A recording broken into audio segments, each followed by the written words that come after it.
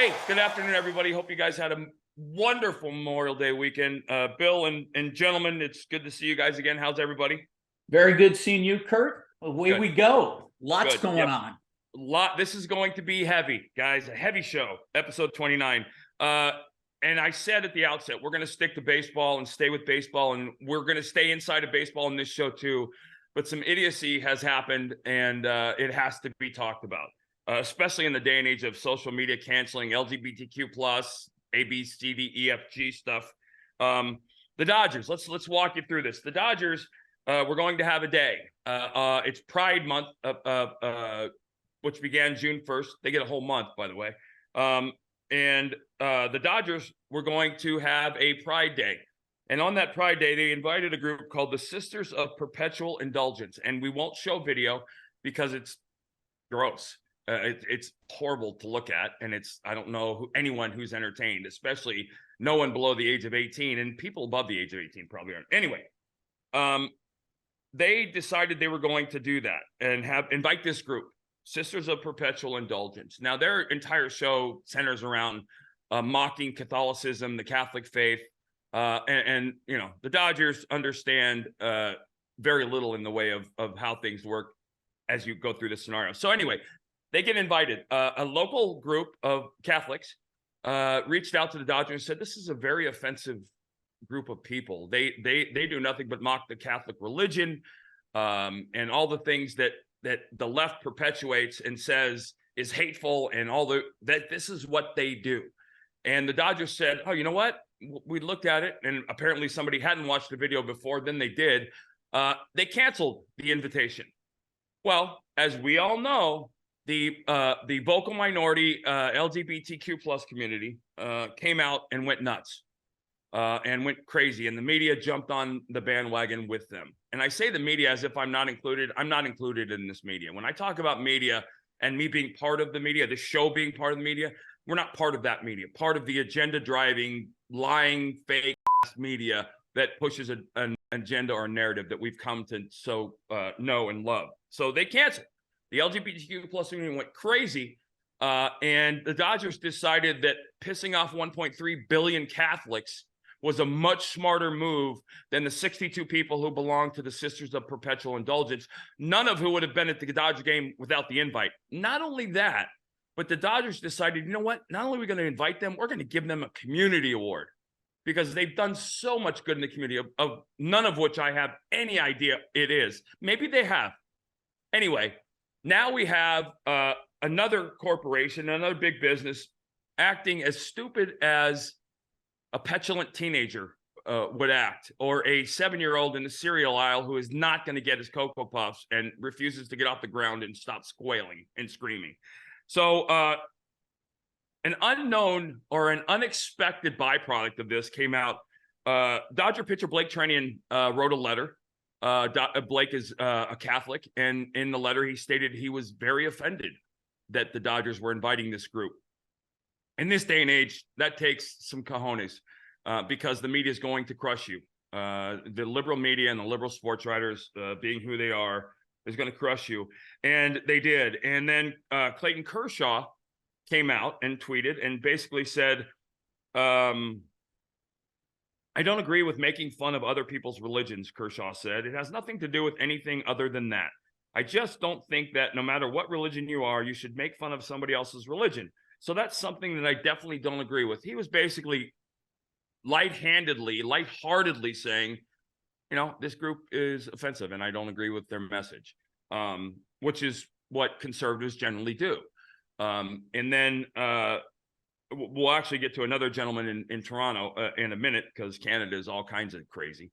But the fact of the matter is the players came out and said something. And a couple things. First of all, like I said, I'm pretty sure 1.3 billion Catholics outweighs the, 1,100 people in the LG that are actually trans, part of the community in LA or whatever that is. Although in LA, it's probably a much higher number. But this gets back to, if you've watched in the real world over the last 60 to 80 days, you've seen Target and North Face and a bunch of different companies absolutely get destroyed. They've lost billions and billions of dollars in valuation and in asset value. Because as conservatives, we recognize that capitalism is the most kick-ass thing on the planet, and we get to vote and we get to boycott with our dollars. Now, here's the problem. Since 1776, as conservatives, we fought for the same things. The Second Amendment, the First Amendment, the Fourth Amendment, the freedom to live life, liberty, and the pursuit of happiness. Our battlegrounds have never changed. They'll fluctuate and the intensity will vary, but they'll never change. They're always centered around the same things. That's why we fought the Civil War, right? And if you look at the left, their battle, the hill they pick to die on, is basically a bi-weekly thing, and that the topic changes. I mean, hello, North Carolina gender bathroom laws. They were going to boycott the state of North Carolina, right? How'd that go? The fact of the matter is, when the left boycotts, and to jump off and to go, if you guys have followed the Target story at all, Target put up a big LGBTQ plus inclusive display across all their stores. They marched it front and center to the Target stores. And a lot of this was very kid-oriented, aimed at children. And about a week later, the LGBTQ community was ecstatic and all the things that go with that. Well, Target found out that the LGBTQ community, their purchasing power and their I don't know what their impact on the Target's bottom line is pretty much insignificant. And the only thing that they have is a loud voice because the media parrots that. Well, Target decided they were going to be the Dodgers and make another stupid decision on top of one they've already made, and they took the displays and moved them to the backs of the stores. Now, the tolerant left is not only up in arms and screaming out loud about it, but they're threatening to blow up Target stores, which is what you generally do as a tolerant, inclusive group, right? And Target's removing items from the display that are aimed at children because basically they're shopping bait. The people that shop there, which are, for the most part, Americans, legal American citizens of all races, creeds, sexes, and colors, and even part of the LGBTQ community, recognize that there's nothing appropriate about this in any way. Now, I can speak for most people that aren't part of that community. There are people that are offended. I generally, and when I say I don't care, it doesn't mean I don't care about the people. What I care about is when it becomes part of my life that I have to deal with. Do what you want to do in your own time, in your own place. That's fine. If you're going to become part of a product line at a store, I'm just not going to shop at that store, which is exactly what happened. Target's evaluation has gone through the floor. They've lost billions of dollars because the normal American people decided they weren't going to shop there. And so Target said that they got threats, which is a lie, because we know in this day and age, if the media, much like with the Dodgers, if people were threatening the left, the media would be parroting, tweeting. Every social media platform in the world would have these threats front and center, and they would be given a name or a group because they could assign hate to those groups, as opposed to I have philosophical I disbelieve, or I have philosophical differences with this. It's not about that. It's all about hate to the left, and that the Dodgers are finding out front and center. And to bring it back to the baseball angle, when you talk about stuff like this, and I said earlier, this sort of stuff has a direct tie. Your batting average, your ERA, and your contract value are all the predetermined things that dictate whether you can speak out or not. If you don't have really good batting average, really good ERA, or a massive contract, you're generally not gonna say or do much, which is what we found out about Anthony Bass in Toronto. But getting it back to the baseball angle, when the face of the team comes out and says something like that, and there were it was a much different environment, but I was that guy for years in Philadelphia. A lot of times you're going to have 20 to 23 guys in the clubhouse off record, out of sight, when the media's not loitering, saying, "Thank you, thanks, dude. I can't say it. I'm glad you did." Which we're in a day and age where that's happening to a lot of people. The amount of the volume of input I receive in social media from people saying, I can't say what you said, but thank you for saying it, because these people lose their jobs and or lose their social standing or status, which is obviously more important to them than the message we're carrying. We're in the cancel culture, and athletes, as Anthony Bass is finding out, don't want to be in the middle of this. So Anthony Bass apparently he's a pitcher for the Blue Jays, a reliever. He sent out a tweet. Here's the reason biblically why I believe Christians have got to be boycotting Target, Bud Light, and any other corporation that's pushing the things they're pushing. I think a lot of people make this into a political issue, or they say, oh, what's the big deal? The clip later says, this is evil. This is demonic. We won't stand for it. We're not going to the stores anymore. We're not going to give you our money. Clearly someone who has philosophical differences and ethic and moral problems with this, because here's the thing. They're not pushing the LGBTQ message. They're pushing child porn, basically. They're pushing perversion at a level that's awkward and uncomfortable and hard to watch. Now, again, you want to do that in your own home? I don't care. You want to do that in your own community? Nobody cares.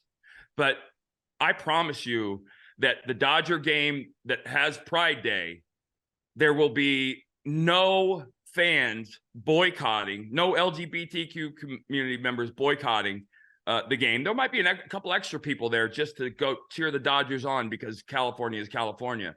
But I'll bet you, if you wanted to percentage out season ticket sales, there are 50 to 100 times more Catholics on the season ticket sales than there are non-Catholics and members of this community. And let's not forget, Catholicism is an insanely integral, foundational piece in Latin America. And if you remember, if you know LA, it has a massive Latin American community. And the Latin American Catholics, this is offensive. This group openly mocks Catholicism. And while I want them to have the right to do that, I think if you're a business promoting this stuff, you're idiots. You're stupid. You're asking for trouble, especially when the product sells itself, as the Dodgers do.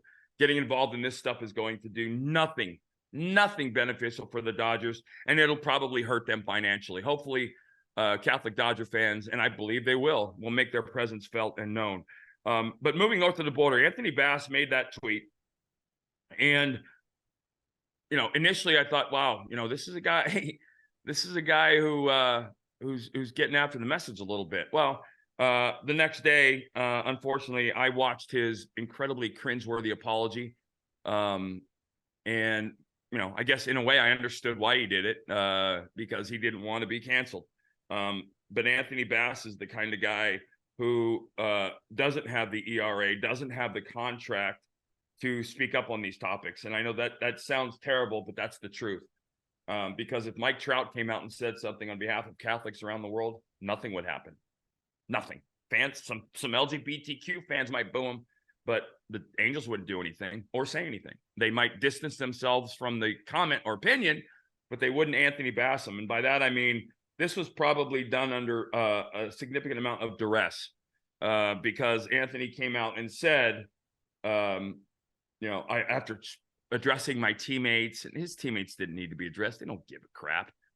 They want to win games and win a World Series. This stuff just becomes superfluous in the clubhouse and a problem. So, but the LGBTQ community got its result because a writer in Toronto wrote an article asking for the Blue Jays to release him because of his tweets, his hateful tweets.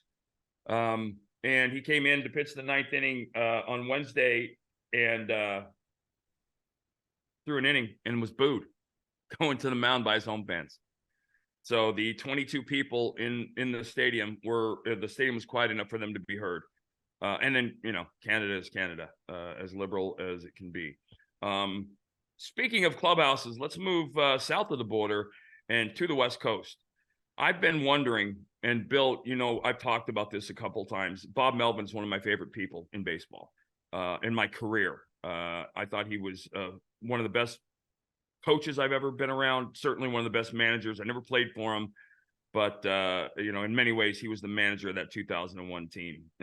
But the Padres have struggled despite a $246 million payroll, which is neither here nor there. But the fact of the matter is, after 53 games, they were 24-29. Basically, 2 games better than a $102 million team, which again, that stuff is neither here nor there.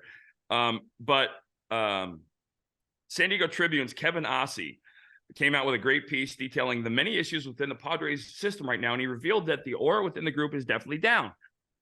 He further expanded by saying that sources, and let me just say that word very loudly, sources within the organization have claimed that the team began splitting apart about a month ago. Now, before I go any farther, let me just explain how that works. Generally, writers can make stuff up, and they do. Because they loiter in the clubhouse. The dynamic is that the writers are allowed in at X time before batting practice, and generally they stand in the corner like the really awkward boy at the dance with the braces and the bad shoes, who stands in the corner looking for somebody to dance with. And they kind of look at their toes and talk to each other, and every now and then one will peel off and try and dive bomb a player for an interview, but they loiter. And they'll hear things off the cuff. And I say this because in 2004, during the postseason, or late in the season, we were in New York, and I had shown up and preparation was my thing when I pitched. We had a pitchers meeting in New York, and I wasn't in the pitchers meeting, and I had gotten to the park a little after that, and I was lockering next to Jason Veritek, and Jason, who has a very dry sense of humor, said something to the effect of, something to the effect of, you missed the pitchers meeting, and he chastised me. And it was kind of like in a smart, sarcastic, smart alecky voice. And I kind of said something back, and whatever. The next day in the paper, John Hyman, who has made up millions of stories in his career, published that there was a riff in the locker room and that Jason and I had a fight. Then when I called him out on it the next day, which of course I would, he said that he heard what he heard. Well, he didn't. And so when I say sources, I do that very cautiously. But that does, for me, sort of explain what we're watching happen in San Diego. And I think the reason I'm so stunned by this, Bill, is that, I've talked about Bob Melvin since this show started, my immense amount of respect for him.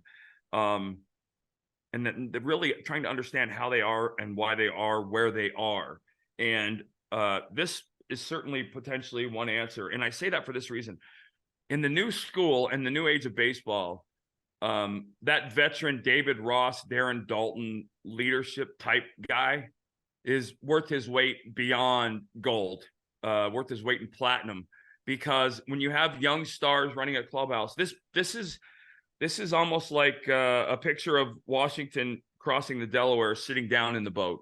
They don't have a leader in that clubhouse, because if they did, this never would have made the press, never would have gotten to the media, because a clubhouse leader would have shut this down and had a clubhouse meeting and say, listen, you guys go in the corner and throw hands. You guys go in the corner, but there better not be one word in the media about us not getting along, or I'll make sure that you throw hands with me.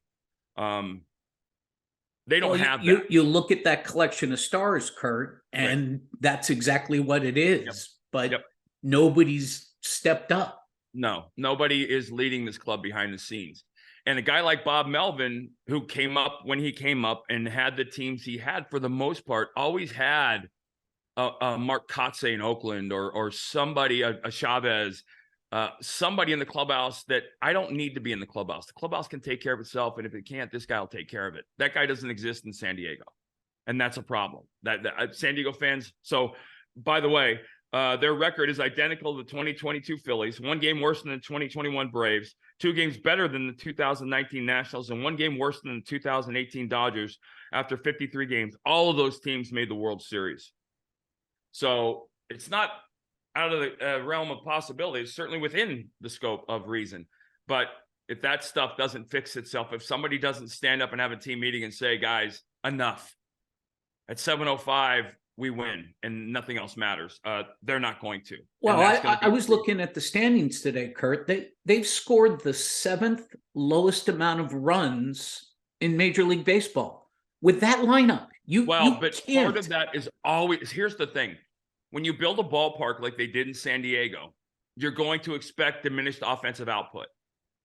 The thing about it is it takes a tremendous offensive team and brings them closer to a level playing field when they're playing at home, right? If they're playing in Fenway, their numbers, I guarantee you, you look at the spray charts and the plot graphs for hitting, their numbers would be drastically different than they are in San Diego.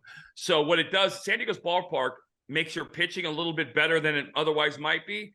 And it brings a substandard pitching staff closer to the norm, and it takes an above average offense and brings it back. Now, when you go on the road, those things are, I'd be curious to know what their runs scored, runs against. It's +1. Home and road. I would be Oh, very home and curious. road, I haven't checked, but their run differential right now is +1. Right. And they're 5 games under 500. Yep. And so that, and you can attribute some of that to whenever your run differential is near 500 and your record isn't, generally you're looking at a bullpen probably that has had some hiccups or some other things. But the fact of the matter is, if they don't fix this, they will be a 500 or sub 500 team, and $246 million in payroll will have gotten washed down the drain. Speaking of the Padres, apparently Fernando Tatis Jr., who you knew was going to get it from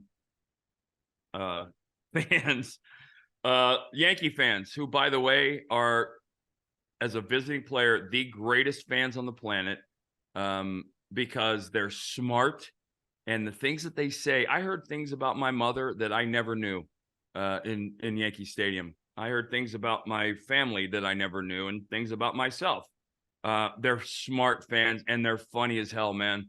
But the fact of the matter is, they don't boo players that suck. So if you're not worth it, they'll just dismiss you. Fernando Tatis is obviously worth it. Apparently, although lately, Curt, I was looking at the Padres because I knew we were going to talk about it. In his last 10, he's batting 142. Yeah, but I mean, and I would argue one has nothing to do with the other. I would argue that 142 is much more attributable to what we were just talking about as opposed to what we're talking about now. Right. But the Yankee fans were the funnest. They were by far the most enjoyable. I can remember just on the days that I didn't pitch, I had more fun with the fans behind the dugout than any place else, because they were just talking the biggest amount of trash.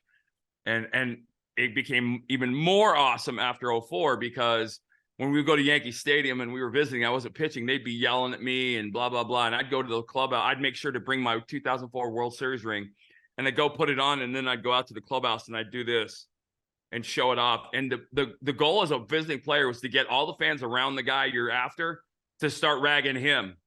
And I could do that. I was really good at that game. But I loved them. I loved them as visiting fans. I would have loved to have played for them.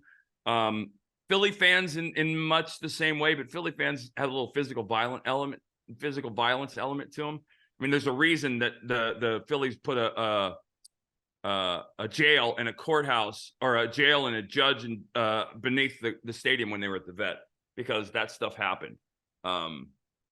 And then on the other side, the worst fan base, only to be proven to be the worst, is Oakland, and there's no reason. They're moving for a lot of reasons. Oakland, I don't know if you saw this, Bill. Last night, a fan ran on the field, and ran the bases, and no one did anything. Yeah, he hopped back into the stands and ran back up. Security didn't come out. Security didn't come out, and nobody did anything. Yeah. Now that's gonna bring on copycat stuff, which is not good. But the fact of the matter is that was more entertaining than the game to the people, the 66 people that were in attendance. What they've done to that organization is a crime, that ownership group. And then Jorge Lopez of the Twins, I'm telling this story to get to a story that I wanted to share. He had a bad outing, a really bad outing. Didn't get anybody out. 2 home runs, walks, balls all over the place, hit a guy. When he came back to the dugout, he went to pour water on his head and he poured Gatorade, which is Okay. Anyway, he pours Gatorade, gets even more pissed, pours water on his head, and then punches the Powerade cooler. And apparently it was the Powerade cooler's fault. But it got me thinking about irrational things that I did after pitching. I never punched and broke my hand, but I did a couple times. And the first time I did it in Cincinnati, I came out of a game. It was a horrible, horrible event. We were on the road, and I took a bat and I went into the bathroom, and I can tell you, I honestly had no idea that a wooden bat, went through porcelain that easily. I swung the bat at the toilet in the ground, and it went through one side of the toilet and through the other, made a clean cut. And I was like surprised, and I was like, wow, that's pretty cool. I was expecting it to reverberate or something. So then I ended up destroying that one, went into the next one, destroyed it. By the time I was done, the 3 urinals on the wall were just a little pipe coming out of the wall with water coming out of it. And then the 3 toilets were just pipes coming out of the ground with porcelain everywhere. I walked out of the clubhouse, the bathroom, and went to the clubhouse guy and said, listen, I'm really sorry. Just tell me what it costs you, and I'll add 10% as a tip. I mean, it ended up being like $28,000 to fix it, which I felt better after that. So, you know, I was going to say, in the moment, you probably felt pretty good about it. I did. It didn't offset the horrible feeling from the game, but it did feel pretty cool to just ransack a bathroom like Arnold Schwarzenegger in, you know, True Lies. So yeah, porcelain, by the way, is very easily breakable. And that's my, I did other things. I did it in the tunnel in Fenway, because in Wrigley Field, they put a little mini urinal down there for players. So, because the walk to the clubhouse is pretty much walking through Yellowstone Park. And I broke that one, and guys were pissing me for 3 days because they did the first game of the series, and they had to go up to urinate in the clubhouse because they couldn't do it in the toilet. So yeah, those were fun times. So one of the things that I think the NL East has to fear from Atlanta is just happened. Michael Soroka came back after a torn Achilles. He actually got his first loss. He threw 6 innings, got his first loss in 3 years, but it was pretty much a win. He's had a series of injuries. He was called up from AAA Gwinnett, and the Braves are leading the NL East to go against Oakland. And this is kind of mind-boggling to me. 1,030 days between outings. And this is not a starter. This is a top of the rotation ace kind of starter. Gave it 4 runs on 5 hits, struck out 3, walked 2, left trailing 4-1. Oakland won 7-2 for their 11th win in 56 games. To stop an 11-game skid. He didn't allow a hit until the 3rd, but quickly loaded the bases. And then emerged unscathed after getting none of that matters. The fact of the matter is, he's back healthy and pitching, and I just pay attention to his first couple starts, because he's going to be out there giving max effort, and you don't want anything to happen early, because this is a level of competition he hasn't been at in 3 years. So his body's going to undergo some stress and strain that he can't replicate on a rehab. But if he's back, and I hope he is, because he's a special kid and he's fun to watch. Well, the Braves. You add that to Elder, Strider, Morton, this is the Braves. And you hear a lot of GMs talk about this. Like, a lot of GMs will say in this situation, you know, I don't need to make a move at the deadline, because I just quote unquote signed a top of the rotation starter, getting a kid like this back. And that's going to be, I think it's going to have a big, big impact on the NL East if he can stay out there. And I want him to stay out there. I don't like to see anybody with that kind of talent linger or languish on the sideline. So, exactly. All right, here's the deal. I think we pushed the boundaries of Showtime. I was going to do this today, but I'll wait and hold it for next week. The top 5 infielders that I ever played with. And I'll just tease with one name, Cal Ripken Jr. And I will give you that list, including some honorable mentions and people you might not expect on that list, and people you might not know I ever played with on that list on Tuesday of next week. But until then, guys, God bless. OutKick.com and at Spotify. Under shows, click on shows, and on the right-hand column, drop-down menu, you can find OutKick. You can find the Curt Schilling Baseball Show there or on Spotify. So, You guys have a wonderful weekend. God bless. And I will catch up with you guys. Oh, and remember, it's Gay Pride Month, right? Or LGBTQ plus Pride Month that started the 1st of June. They got a whole month. I'm not sure why, but okay. Good for them. We'll see you guys on Tuesday.